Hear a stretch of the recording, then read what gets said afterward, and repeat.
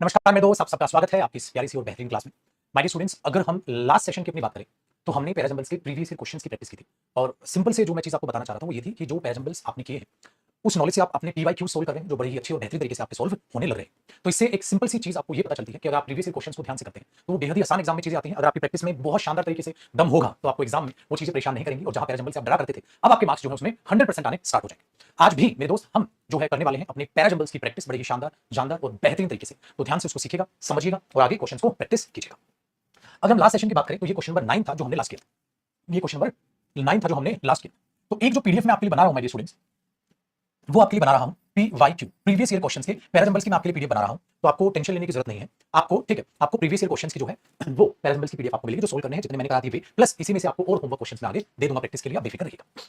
तो आज हम स्टार्ट करें अपना क्वेश्चन नंबर 10 से। ध्यान से क्वेश्चन नंबर 10 को देखिएगा। क्वेश्चन नंबर 10 को अगर देखिए तो ये क्वेश्चन आपका एसएससी सीपीओ टियर 2 में, ठीक है, 8 तारीख पहला महीना 2024 को ये पेपर हुआ था। ठीक है, देखिए क्वेश्चन नंबर 10 इसमें कह रहा है जो पहला और 6 स्टेटमेंट है अपना, अगर हम बोले तो वो फिक्स है माय डियर स्टूडेंट। आपको ए बी सी डी ये चारों के चारों अरेंज करने हैं, जरा ध्यान से उनको समझिएगा और परखिएगा। ठीक है भैया, देखो कहता है निकोलस जो है is not a usual photographer, वो एक यूजुअल फोटोग्राफर नहीं, मतलब यहां से उस इंसान का जिक्र स्टार्ट हुआ। Next, he uses a kite to host his camera into the skies and clicks photographs while the camera dangles mid air. ठीक है भैया, आगे ही इज अ काइट, ठीक है, एरियल फोटोग्राफर। वो अपने आप में एक यहां पर भी उसका इंट्रो ही है बेटा, वो अपने आप में काइट एरियल फोटोग्राफर है। ठीक है, क्या वो एक काइट का इस्तेमाल करता है, ठीक है, कैमरे को ऊपर उठाने के लिए स्काई में और वहां से फिर फोटो लेता है। तो माय डियर स्टूडेंट्स अपने आप में एक दिमाग दौड़ेगी, आपको नजर आएगा बी और ए का आपस में नाता है, क्योंकि यहां पर इसी चीज का जिक्र किया गया। यहां पर आगे देखिए, fascinated he literally tied his two hobbies kite flying and photography together for living. तो लिविंग के लिए वो फोटोग्राफी भी करता है और काइट फ्लाइंग भी करता है, काइट फ्लाइंग एंड फोटोग्राफी दोनों एक साथ करता है। तो ये अलग चीज है। During a trip to India, तो उन्होंने क्या किया, फोटो रिपोर्ट में kite making he learn about this unique style of photography. During a trip to India में उन्होंने ये फोटोग्राफी का स्टाइल सीखा। तो भैया ना तो ये इससे रिलेट कर रहा है, ये पक्का बी और ए आपस में जरूर रिलेट कर रहे हैं। और इससे भी ये साबित होती है बात माय डियर स्टूडेंट्स कि kite aerial photographer, kite aerial photographer क्या होता है, वो होता है जो यूज करता है काइट को, ठीक है, कैमरा को होइस्ट करने के लिए इनटू द स्काई और वहां से क्लिक करता है फोटो। तो पक्का बी और ए आएगा बेटा एक साथ, पक्का बी और ए एक साथ माय डियर स्टूडेंट्स आएगा। क्या यहाँ बी ए है? नहीं बेटा, ए से पहले जो है, बी से पहले ए तो इंपॉसिबल है। तो बी ए है बी ए है नहीं, बी ए है नहीं। तो हमारे हिसाब से आंसर कौन सा हुआ? बी। एक बार बी आंसर को पढ़ लेते हैं। तो बेटा ये बंदा है अपने आप में एक यूजुअल फोटोग्राफर है, वो एक काइट एरियल फोटोग्राफर है, बी में कह रहा है। तो ये बंदा है जो फोटोग्राफर है वो एक काइट एरियल फोटोग्राफर है, वो यूज करता है काइट का फोटो क्लिक करने के लिए। तो भैया पक्का से बहुत ही बेहतरीन तरीके से शुरुआत होने लग रही है, हमें सारा पढ़ने की जरूरत नहीं। ऑप्शन नंबर सेकंड आंसर हो। ये क्वेश्चन बेटा आपका एसएससी सीपीओ टियर 2 एग्जाम का 2024 का। तो आपका सारा जो डर है भय अब निकल रहा होगा। आगे देखते हैं बेटा क्वेश्चन नंबर 11 में।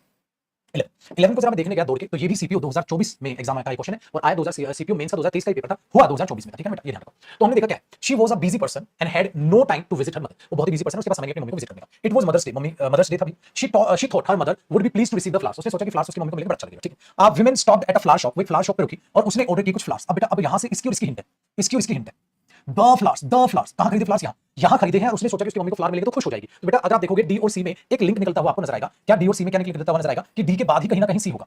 बेटा डी के बाद ही कहीं ना कहीं सी होगा, डी से पहले नहीं हो सकता, इंपॉसिबल है। डी से पहले नहीं हो सकता, इंपॉसिबल है। डी के बाद कहीं ना कहीं सी होगा। कितना बाद वो भाड़ में गया हमें नहीं पता। ठीक है, तुरंत बाद या कितना बाद पता नहीं। डी के बाद सी है क्या? डी के बाद सी है, डी के बाद सी नहीं है, डी के बाद सी है, डी के बाद सी नहीं है। तो मेरे पास अब दो ऑप्शन है, ये बी या डी। तो हमने देखा बेटा बी में कहता है कि वो मदर्स डे, बिल्कुल ओपनिंग हो सकता है। डी में कहता है women stopped at flower shop to order some flowers, हो सकता है। अब जरा डी ए तो दोनों में बेटा, यहां पर भी डी ए है और यहां पर भी डी ए है। तो बस पंगा बी और सी का इसका है। एक बार पढ़ के देख लो दोनों, बी पढ़ो। इट वाज मदर्स डे, हां, फिर डी। अब वुमेन फ्लावर शॉप पे रुकी, उसने कुछ फ्लावर्स ले लिए। हां, she was a busy person and had no time to visit her mother, mummy के पास जाने का समय नहीं था। She thought her mother would be pleased to receive flowers, तो उसको लगा कि उसकी मम्मी को फ्लावर मिलेंगे, खुश हो जाएंगी। हां, यहां देखो बेटा डी। अब वुमेन रुकी वहां पर, हां, फिर she was a busy person, हां, it was mother's day, she thought. यार ये एकदम से बीच में कहां घुसेगा मदर्स डे? ये तो नॉनसेंस हो जाएगा बेटा, ये तो नॉनसेंस हो जाएगा अगर मैं सी ऑप्शन को पढ़ता हूं। क्योंकि डी में पहले क्या जिक्र किया, एक वुमेन फ्लावर शॉप पे रुकी, चलो अच्छी बात है।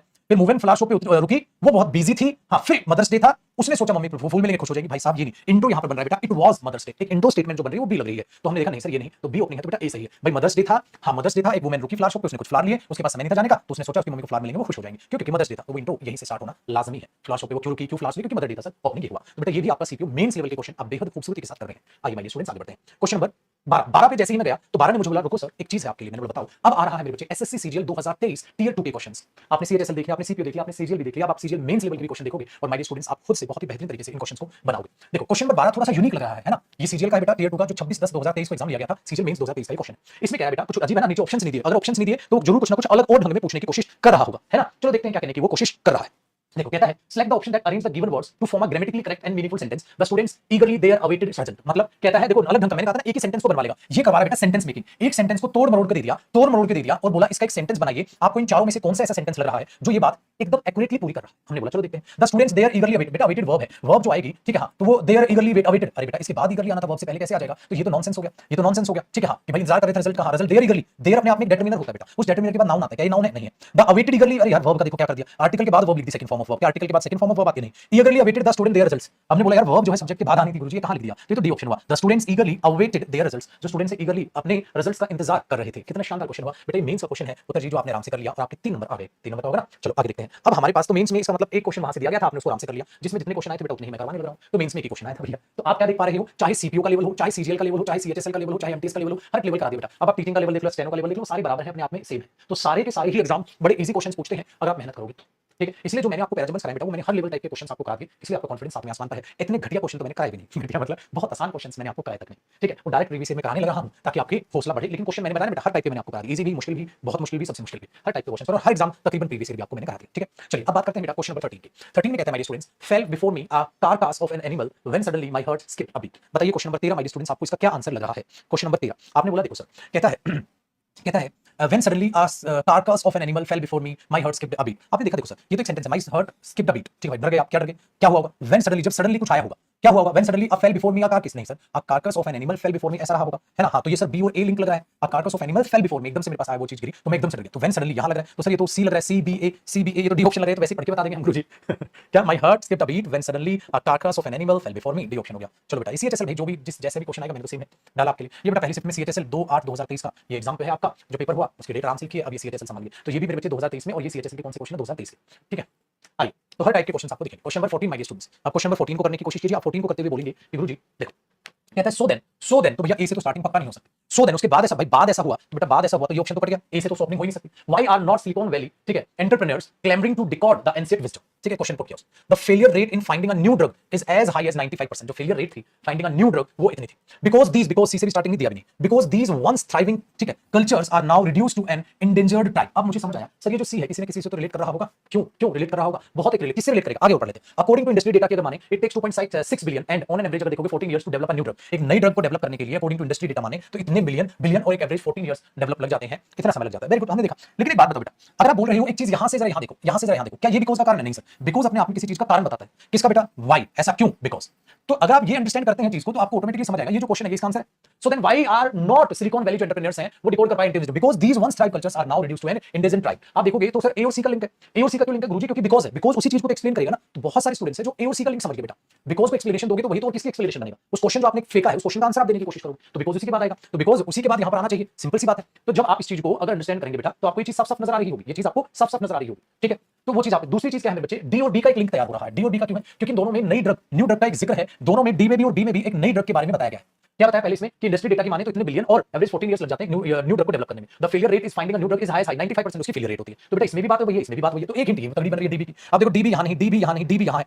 दूसरा मैंने कहा कि भाई एओसी का लिंक, एओसी भी यहां, तो भैया इससे बढ़िया क्या लोगे, इतनी बढ़िया से हिंट पे हिंट एग्जाम देना लग रहा है आपको कि भाई बिकॉज को पकड़ोगे तो आपको एसी एक साथ नजर आ जाएगा, और न्यू ड्रग डेवलपमेंट को पकड़ोगे तो आपको डी और बी एक साथ नजर आ जाएगा कि भाई ऐसा होता है। और ये चीज कई और हिंट देखोगे तो हमें डी ओपनिंग लग रहा है, क्योंकि ना तो ये ओपनिंग ना ये ओपनिंग और बी ओपनिंग हो नहीं सकता, तो डी ओपनिंग है, एक और हिंट थी, ये ऑप्शन तो वैसे नहीं हो सकता। मतलब इतने बढ़िया हिंट आपको एग्जाम में देगा।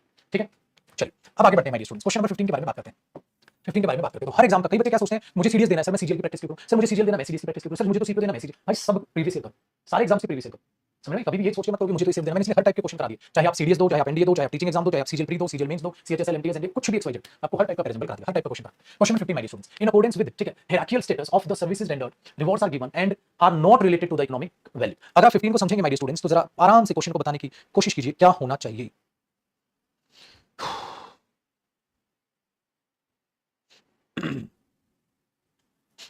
देखें टाइम अप, अब देखते हैं बेटा क्या क्या होना चाहिए। अगर हम देखें तो ये डी ओपनिंग नहीं हो सकता, आर नॉट रिलेटेड, आर मतलब ये वर्ब है तो इसका कोई ना कोई सब्जेक्ट भी रहा होगा, इसका कोई ना कोई सब्जेक्ट भी रहा होगा।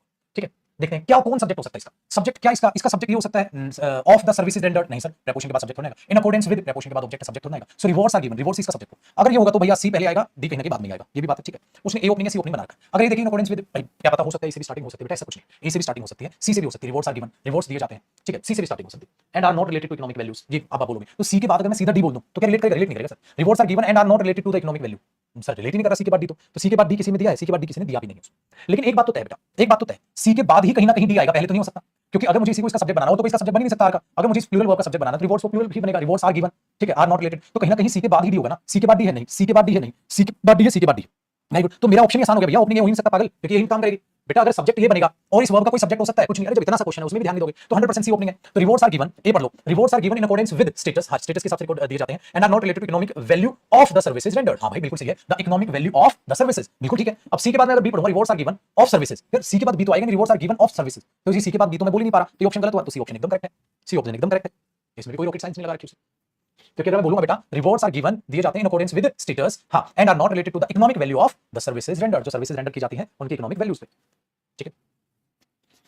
तो यहां जचाना नहीं होता है बेटा, जहां देखो चीज मीनिंग क्या, सी के बाद बी कैसे बोलोगे आप, rewarded are given of, verb की थर्ड फॉर्म के बाद preposition given of the services, क्या गिवन के साथ ऑफ आता है, क्या कोई फिक्स प्रीपोजिशन कैसे, कुछ भी नहीं, तो इसके बाद आप ये बोल कैसे पाओ। फिर आइए अब my dear students question number 16 का जिक्र करते हैं। 16 में कहता है भैया सीएचएसएल 2023 पहली शिफ्ट का ये क्वेश्चन कहता है पार्ट्स ऑफ अ सेंटेंस है आर गिवन, जमल किए गए हैं उनको और आपने उनको ठीक तरीके से बताना है, सच आपको मीनिंगफुल सेंटेंस उनका अरेंज करना है, ठीक है। Meaningful part of a sentence are given below jumble order except the first part, first part मतलब ये चीज ठीक है, ये चीज ठीक है।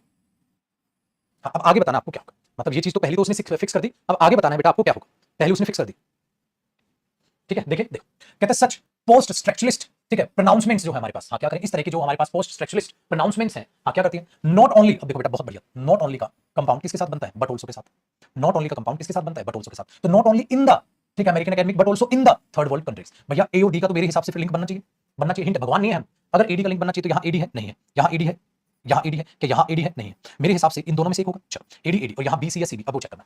अब यहाँ कहता है on the literature of the third world, अब देखो थर्ड वर्ल्ड का जिक्र है और however are a common feature of the literary theory practice. अब अगर हम देखें तो बेटा इसमें भी यहाँ पर थर्ड वर्ल्ड का जो है जिक्र किया गया है, ठीक है, किसमें, बी में, कि भाई थर्ड वर्ल्ड में ऐसा ये हुआ है, बी में बोला है however are a common feature of, अब हाउएवर कह रहा है, अब ध्यान से सुनिए, भले ही अब सी तो ओपनिंग नहीं ना दिया है, अब यहाँ तो या तो ए ओपनिंग है बेटा या हमारा बी ओपनिंग है, तो कट गया, या तो ए ओपनिंग है या बी ओपनिंग है, एक को देखो सच, ठीक है, processualist pronouncement not only in academics but also in the third world countries. अगर आप इसको पढ़ोगे इसके बाद तुरंत से ए के बाद डी, अगर यहाँ पढ़ लोगे फिर आप पढ़ोगे C however are a common feature, फिर आप पढ़ोगे बी ऑन द लिटरेचर, यार ये वाला चीज शूट कर नहीं रहा, कोई मीनिंग कोई जस्टिफाई नहीं हो रहा। अगर मैं इसको देख लो बेटा कहता है सच, ठीक है, post structuralist pronouncements on the literature of third world, ठीक है, हाँ third world however are a common feature, ठीक है, ऑफ द लाइब्रेरी थ्योरी, हाँ और literary sorry literary theory practice कहां, नॉट ओनली, हाँ ये ठीक है भैया, ये प्रैक्टिस कहां, not only in American academy और but also in the third world country. भाई ये चीज ठीक है क्योंकि सी के बाद ए लिंक जो है वो सही है, सी के बाद ए लिंक जो है वो सही है हमारे स्टूडेंट्स, तो भैया सही, ठीक है, समझ रहे हैं, ठीक है। दूसरा जब हम सडनली इसके बाद ये लिखेंगे, हाँ तो वो कैसे रिलेट कर पाएंगे, कहीं हालांकि आप मीनिंग निकालो ज्यादा बेटर बेटा, पेपर में हवाबाजी में क्वेश्चन नहीं होंगे, मीनिंग निकालना पड़ेगा। चलो क्वेश्चन नंबर 17 बताओ, क्वेश्चन नंबर 17 में A B C D E, मतलब भैया 5 है, 5 अरेंज करने, A B C D E, 5 दे दो 6 दे दो क्या फर्क पड़ता है, ठीक है। We need to understand where we are and that will require significant investment where we are headed and, ठीक है, in our data and information infrastructure to stay ahead of these crisis. अब देखो बहुत अगली हिंट है, अब जरा देखो क्या कहने की वो कोशिश कर रहा है, क्या है, टिपिकल क्वेश्चन है, थोड़ा सा घुमाया गया है, तो इसमें कोई ना कोई आपके पास एक हिंट बड़ी क्या शानदार तरीके से निकलती हुई नजर आएगी। देखो बेटा कभी रट्टा नहीं मारना, कई बच्चे सोचते हैं प्रीपोजिशन से शुरुआत नहीं होगी, हो सकता है बेटा, हो सकता है, फिर ऐसा कुछ नहीं होता। देखो वी नीड टू, पहले एक को समझने की कोशिश कर, we need to understand where we are, हम कहां हैं, और एक ही टाइप का जिक्र किया गया है वेयर वी आर हेडेड, क्योंकि एंड से चीजों को जोड़ते चल रहे हैं। फिर क्या है एंड, भैया यहां पर ए और अगर आप सी देखोगे तो दोनों आपको नजर आएंगे। अब वेयर वी आर का और कहीं भी कोई जिक्र नहीं, तो भैया एंड सेम ही तरीके की बात को तो जोड़ेगा, एंड सेम ही तरीके की बात को तो जोड़ेगा। तो we need to understand where we are and where we are headed, हमें समझने की जरूरत है हम कहां हैं, हम क्या कर रहे हैं, हम कहां हैं, ठीक है, हमें क्या करना चाहिए, तो उसी टाइप की चीजें बात यहां पर दोनों को जोड़ रहा है। एक उसने बढ़िया हिंट दी हुई है बेटा, वो है ए और सी, कि भैया ए और सी एक साथ, so we need to understand where we are and where we are headed, and फिर आगे बात जोड़ रहा है, ए सी के फिर आगे बात जोड़ रहा है, ठीक है, वो आगे की बात है जो भी जोड़ रहा हूं, लेकिन ये इस हिंट के अलावा और सीधी सादी सिंपल सी हिंट आपको कोई नजर नहीं आएगी, इसको और इसको जोड़ देते हैं। We need to understand where we are and where we are headed, भाई सेम बात को एंड जोड़ दिया। एसी देखो बेटा, एसी इसमें है, एसी इसमें नहीं है, एसी इसमें है, एसी इसमें नहीं है, तो सपोज ये वाला ऑप्शन और ये वाला ऑप्शन मैंने उड़ा दिया। अब मेरे पास दो ऑप्शन, पढ़ के देखो बेटा, पहले मैंने पढ़ा E, to stay ahead of these crisis, हां we need to understand where we are and where we are headed and that will require significant investment in our data information infrastructure, investment in our, यार B के बाद D भी बढ़िया लग रहा है भाई, इन्वेस्टमेंट किसमें करनी है सर, हमें बी के बाद इन्वेस्टमेंट डी देखो, that will require significant investment, इस चीज को बहुत बढ़िया इन्वेस्टमेंट चाहिए होगी in our data and information infrastructure, हमें अपने इंफ्रास्ट्रक्चर में इन्वेस्टमेंट चाहिए होगी। तो बेटा ये तो बिंदास बन रहा है, बी के बाद डी तो ठीक लगा है। अच्छा अब ये पढ़ के देखो, बी देखो, दैट विल रिक्वायर, ये चीज रिक्वायर करेगी, ओ पागल, अगर मैं बी को ओपनिंग मानूंगा दैट विल रिक्वायर, ये चीज रिक्वायर करेगी, क्या चीज, क्या पागल, बी ओपनिंग कैसे हो सकता है, अगर मैं बोला दैट विल रिक्वायर, ये चीज को जरूरत पड़ेगी, किस चीज की जरूरत पड़ेगी, इस चीज को जरूरत पड़ेगी, किस चीज को पहले एक्सप्लेन तो करो। तो बेटा बी से सीधी स्टार्टिंग कैसे लोगे, ये तो गलत लगा है, और बीडी का लिंक में यहाँ तो बीडी है भी नहीं, बीडी तो इसमें ही खाली, क्यों, क्योंकि that will require significant investment, इसको इन्वेस्टमेंट की जरूरत पड़ेगी, investment where we are headed नहीं, इन्वेस्टमेंट वी नीड नहीं, investment in our data information infrastructure. तो बीडी का भी लिंक है और एसी का लिंक था, तो एसी और बीडी यहाँ पर दिया हुआ है, तो पढ़ो। अब कई बच्चे बोलेंगे सर इससे कैसे स्टार्ट हो जाएगी, पागल क्या, मैंने बोला बेटा टू क्रैक एनी एग्जाम, हाँ each and every student has to work hard, तो क्या 2 प्लस फर्स्ट फॉर्म से या इंफिनिटी से शुरुआत नहीं हो सकती, क्यों नहीं हो सकती, पागल हो गए। अगर मैं आपको कह रहा हूं टू क्रैक एनी एग्जाम, ठीक है, to crack any exam each and every student has to work hard, फिर ऐसा नहीं गलत रट्टा मार रहा, मैंने ऐसा नहीं आपको बोला शुरुआत में मैंने लिखा है कुछ ऐसे, शुरुआत नहीं होती कभी, पागल हो गए। तो रेफरेंस ऐसे नहीं हो सकती, क्यों? क्योंकि रेफरेंस ले रहा है किसी की, दैट विल रिक्वायर, इस चीज को जरूरत पड़ेगी, किस चीज को बताओ तो सही पहले वो चीज, तो बी ओपनिंग नहीं हो सकता, ये होगा आंसर। बेटा ये मतलब टू से शुरुआत नहीं होगी, खुद की अंग्रेजी बना ली, मैंने कहा था 2 प्लस फर्स्ट फॉर्म से शुरुआत नहीं होगी, तो आप खुद की अंग्रेजी क्यों बनाने की कोशिश कर रहे हो? गलती में फंसोगे, बताइए, यहाँ तक कोई डाउट बैठा दिमाग में? चलिए अब क्वेश्चन नंबर 18 को समझने की जरा कोशिश करते हैं। क्वेश्चन नंबर 18 को माय डियर स्टूडेंट्स अब देखिएगा। क्वेश्चन नंबर 18 क्या कह रहा है भैया? कहता है embarrassment and difficulty for them and himself. अब देखो एम्बैरेसमेंट, ठीक है, हाँ, embarrassment and difficulty for them and himself, the great gods, ठीक है, Odin and Thor helping them with, ठीक है भाई, चलो देखते हैं ये यूज हो रहा है। His clever plans but sometimes cause, ठीक है, Loki was represented as the companion of. अब देखो हिज क्लेवर, ये लोकी नाउन है और ये हिज इसी के लिए आया भैया, फिर ऑडिन या थॉर के लिए रेफरेंस में आ जाएगा, ठीक है, तो हमें समझना पड़ेगा विद देम, ये देम किसके लिए आया होगा? इसके लिए आया होगा भाई, और तो कोई है नहीं यहाँ, ठीक है, इसके लिए आया होगा और तो कोई वहां पर है नहीं, तो 18 में भी बहुत तगड़ी तगड़ी हिंट वो बनाता चल रहा है बेटा, वो बनाने की कोशिश ये कर रहा है कि सर एक तो देखो, एक तो अगर हम समझने की कोशिश करते हैं बी और ए को, तो द ग्रेट गॉड्स ऑडिन और Thor helping them, embarrassment and difficulty for them and himself मतलब ये, देम मतलब ये, तो भैया बी के बाद ही तो कहीं ना कहीं ए होगा बेटा, ठीक है, और डी के बाद ही कहीं ना कहीं सी होगा, ठीक है। अच्छा डी के ऑडिन एंड हेल्पिंग देम विद, तो हेल्पिंग देम विद अगर कुछ भी रिप्रेजेंट कर रहे हो तो यहाँ पर आपने देखा बी के बाद ए और डी के बाद ही सी होगा, और बी के बाद ए होगा, तो बी के बाद ए डी के बाद सी, डी के बाद सी नहीं है, बी के बाद ही ए और डी के बाद सी, ठीक है, बी के बाद ए नहीं, मेरे पास दो ऑप्शन मिल गए, या तो डी ओपनिंग है बी ओपनिंग है, या तो डी ओपनिंग है बी ओपनिंग है, डी देखो लोकी से स्टार्ट हो रहा है, बी में कहता है great ऑडिन and helping them with, यार ये तो नहीं है स्टार्टिंग ले रहा, तो ज्यादा हमें सेंस लग रही है ओपनिंग की किसकी? डी, लेकिन हम भगवान नहीं है, भगवान नहीं है तो पढ़ो बेटा उस क्वेश्चन को। Loki was represented as the companion of the great gods Odin and Thor, और ये तो पक्का बढ़िया लग रहा है सर, लोकी अपने आप को रिप्रेजेंट करता है कंपेनियन किसकी? कौन कौन से भगवान की? ऑडिन और थॉर की, हां, helping them with his clever plans, अपने क्लेवर प्लान से मदद करता था उनकी, ठीक है, हां, बट समटाइम्स कॉजिंग एम्बैरेसमेंट, कभी-कभी एम्बैरेसमेंट का भी कारण बनता था, तो यार ये तो बढ़िया चीज हो गई, तो ये तो एकदम ए साफ-साफ नजर आ रहा है सर, यही इसका आंसर है, हमें कहीं और जाने की जरूरत नहीं।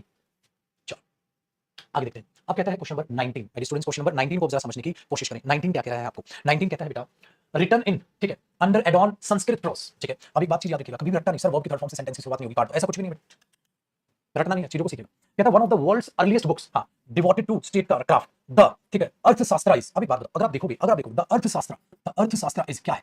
Is one of the world's earliest books, sir ये तो ठीक लग रहा है, इज रिटन इन, यार ये भी ठीक लग रहा है, devoted to, is devoted to, यार ये भी ठीक लग रहा है, इसके बाद ये भी पढ़ पा रहा हूं, ये भी पढ़ पा रहा हूं, और ये भी पढ़ पा रहा हूं तो मुझे लग रहा है डी ओपनिंग है गुरुजी, इस हिसाब से तो उस हिसाब से तो डी ओपनिंग लग रहा है सर, है ना, वेरी गुड, इंट्रो लग रहा है सर, ये डी क्या लग रहा है? इंट्रो लग रहा है सर, इस हिसाब से तो डी ओपनिंग लग रहा है। अगर my dear students D opening लग रहा है, अगर डी ओपनिंग लग रहा है तो भैया मान लो डी ओपनिंग, चल के देखो, भगवान तो हो नहीं फिर से बेटा इसमें और इसमें, क्योंकि अगर ये चीज इसी के हिस्से बन रहे हैं, ये भी इसकी इन्फॉर्मेशन, ये भी इसकी इन्फॉर्मेशन, ये भी इसकी इन्फॉर्मेशन है, भाई ये किताब कैसे लिखी है, ये बहुत ही अर्लीस्ट किताबों में से एक है, डिवोटेड है स्टेट क्राफ्ट पे, तो सारी चीजें इससे रिलेटेड, डी ओपनिंग हुआ, तो ये तो नहीं लगा, तो डी ओपनिंग बहुत बढ़िया तरीका, डी बी डी ए दोनों को पढ़ लो बेटा, क्या टेंशन है, डी पढ़ो, द अर्थशास्त्र इज, हां, written in under Sanskrit prose, one of the world's earliest, अरे यार ये नहीं रिलेट हो रहा है, ये भी इसका मतलब ए ऑप्शन ज्यादा बेहतर लगा, अब पढ़ लो, डी जो है the Arthashastra is one of the world's earliest books, हां, डिवोटेड टू स्टेट क्राफ्ट, ठीक है, कोमा रिटन इन, अरे हां ये चीज ठीक है, वर्ब की थर्ड फॉर्म, फिर कोमा, फिर वर्ब की थर्ड फॉर्म, बिंदास जुड़ रहा है भैया, हमें तो ए लग रहा है, क्या लगा भैया? ए ऑप्शन लग रहा है सर, थर्ड फॉर्म वो जोड़ने भी लग रहा है और बात बनने भी लग रही है, ठीक है, the third form devoted to, ठीक है, statecraft, comma written in, तो बिंदास है, और डी बी कभी ठीक, the Arthashastra is one of the world's earliest books, ठीक है, devoted to statecraft, comma written in, यहां एंड भी दे सकता था, एंड रिटन इन, लेकिन उसमें कोमा लगा है, ये ऑप्शन सही, मीनिंग भी दे रहा है और हिंट भी दे रहा है,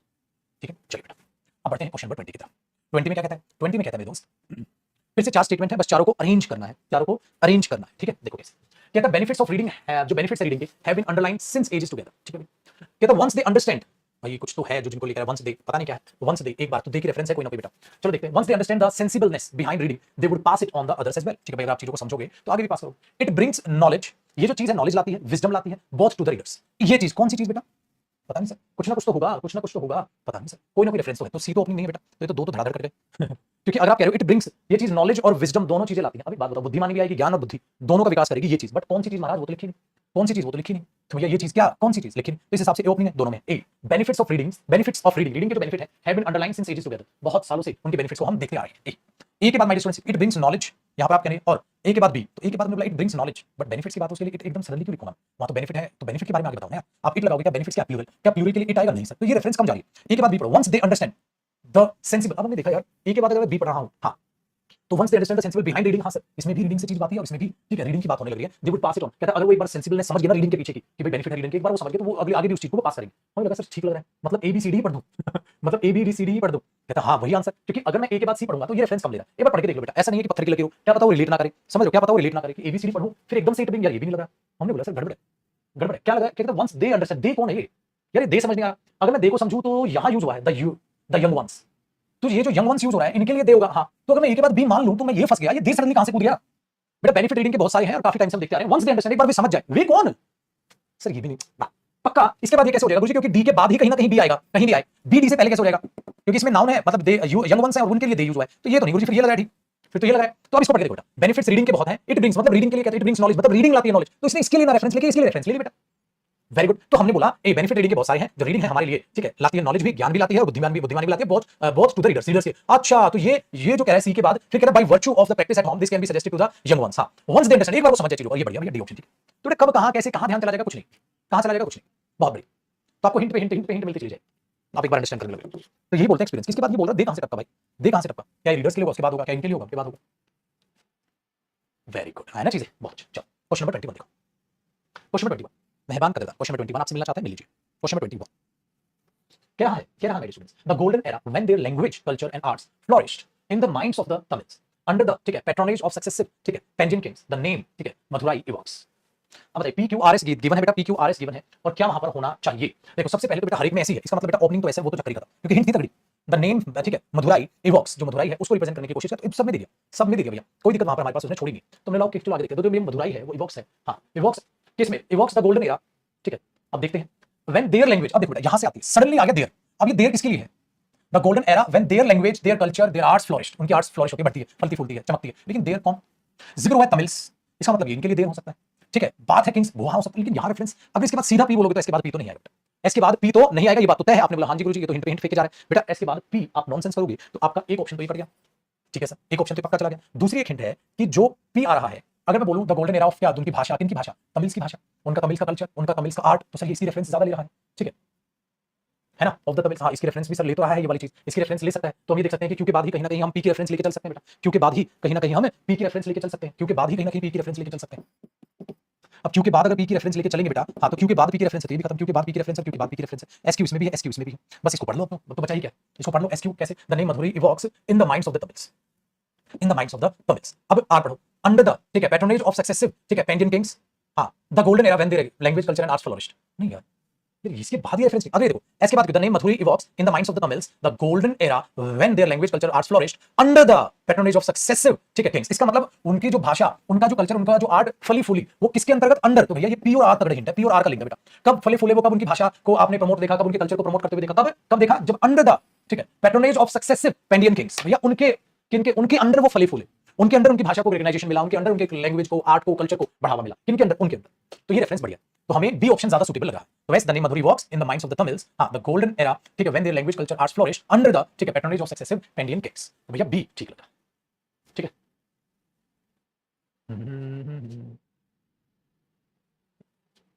ठीक है बी बेहतर लग रहा है।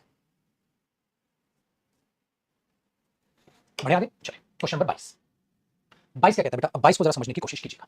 कहता है as some 71% of Earth's surface is covered by salt water or ocean, and कैसे, notwithstanding that, ये notwithstanding, so notwithstanding that Europa and Enceladus, moons of Jupiter and Saturn respectively, आगे देखते हैं, the continents themselves possesses lakes, rivers, in some cases seas, are both covered in ice, are both दोनों के दोनों covered हैं इसमें ice में, भाई दोनों के दोनों covered है ठीक है, ध्यान से सुनिएगा, and are both covered in ice and earth is the true water world of the solar system। बेटा दोनों के दोनों कौन, दोनों के दोनों कौन कवर है, तो आप बोलोगे सर, ध्यान से सुनिए, ये है ना भाई, ये दोनों के दोनों कवर है, वो तो कहीं कोई भी चीज ऐसी यहां पर आ नहीं रही कि दोनों के दोनों आइस और अर्थ ठीक है, are both covered in ice, Earth is the true water world of the solar system, आगे उसने बात की। तो इसका मतलब सर ये जो है कवर है यूरोपा एंड ठीक है इंसिलेडस, अगर हम बात करें मून्स ऑफ जुपिटर और वो सैटर्न है respectively, are both covered in ice, दोनों के दोनों आइस में कवर है। तो यार ये तो गुरुजी बी के बाद डी आ रहा है, अब बीडी यहां तो है, बीडी यहां नहीं है, बीडी यहां भी है, बीडी यहां नहीं है, तो ये रेफरेंस, और फिर से मैं कहूंगा बेटा भगवान नहीं, तुरंत रेफरेंस लो पेपर में।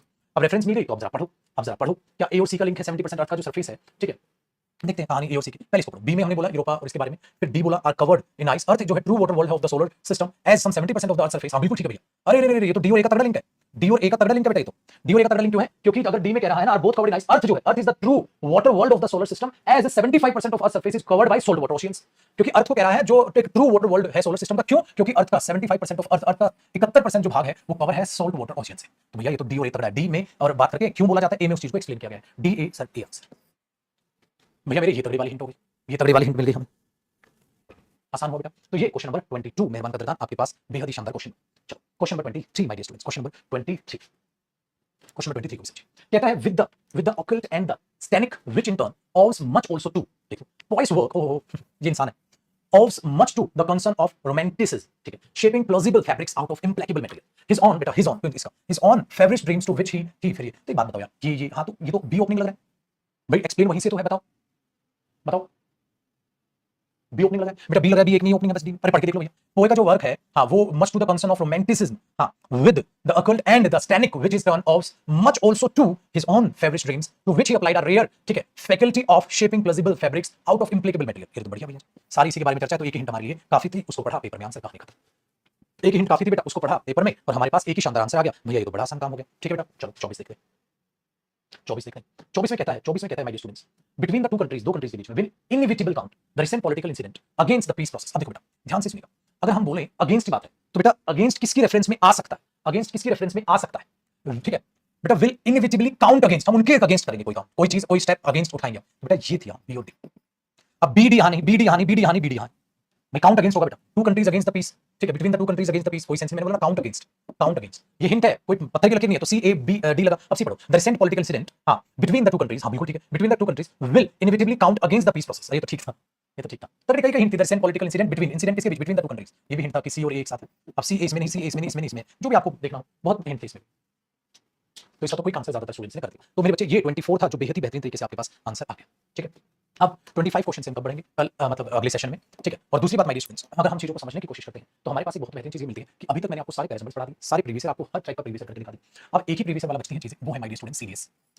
तो अब जो हमारा नेक्स्ट सेशन होगा उसमें सीरीज का प्रीवियस ईयर क्वेश्चन पेपर हम चेक करेंगे इसमें, ताकि ये जो पीवाईक्यू आपके पास हो रहे हैं प्रीवियस ईयर, वो भी आपके जो है यहाँ चेक हो जाए, उनको भी आप शानदार तरीके से समझ पाएं और कर पाएं, तो वो सीरीज के भी पीवाईक्यूज आपके पास हो जाएंगे। तो माय डियर स्टूडेंट्स ये चीजें हैं, अब जितने भी पीडीएफ है वो हर पीडीएफ का हर क्वेश्चन आपने जरूर करना है, जो पीडीएफ मैं पैराजंबल्स में आपके पास प्रोवाइड करवा रहा हूं। आपके पास अगर मैं बोलूं तो मैं प्रोवाइड करा रहा हूं आपके पास पैराजंबल्स लेवल 1, पैराजंबल्स लेवल 2, पैराजंबल्स लेवल 3, पैराजंबल्स लेवल 4 और पैराजंबल्स पीवाईक्यूज। हर एग्जाम के पीवाईक्यूज आपको दिख जाएंगे, जिससे ये हो जाएंगे जी 5, और एक आपको मिलेगी homework PDF, parajumbles homework PDF. Homework PDF बोलो, ये इनकी भी सारी क्वेश्चंस आपने करने हैं, ये चीजें तो 1 2 3 4 5 और 6, तो आप ये मान के चलिए मेरे स्टूडेंट्स, आपको ये देखना है, आपको ये देखना है। ठीक है, वेरी गुड। अब कई बच्चों को नशा भाई स्टेनो इतना इजी लेवल बेटा करने की जरूरत नहीं है, जो सीएचएसएल देख रहे हो इससे और लेवल गिरा दो, स्टेनो का लेवल वो होता है मेरे स्टूडेंट्स, इसलिए स्टेनो का प्रीवियस ईयर मैं अवॉइड करता हूं, उसको कराने में बच्चे नहीं आ जाते भैया। स्टेनो के बच्चे इससे भी गया गुजरा लेवल, आप देखो किस लेवल पे आप देखोगे, तो हम क्या कराएंगे, इससे भी और नीचे क्या लेके जाएंगे क्वेश्चंस, तो ऑटोमेटिकली स्टेनो आपका कवर ही हो गया बेटा, वो सीएचएसएल एमटीएस नहीं हो गया, सीएचएसएल एमटीएस से भी और नीचे लेवल इंग्लिश का स्टेनो में दिखता है। ठीक है बच्चे, तो अपना अगर फिर भी आपका मन करे आप गूगल पे सर्च करें स्टेनो पेपर, वहां से पेपर बनाएं, आप मात्र 10 सेकंड में आंसर करें। ठीक है, जिन बच्चों को स्टेनो देना, बाकी मैंने सारे एग्जाम्स आपके प्रीवियस ईयर के कवर कराई थी। ठीक है, तो अगला जो सेशन रहेगा वो फिर हम एक बार प्रीवियस ईयर प्रैक्टिस करेंगे अपना सीडीएस सेक्शन को और देखेंगे। ठीक है ना,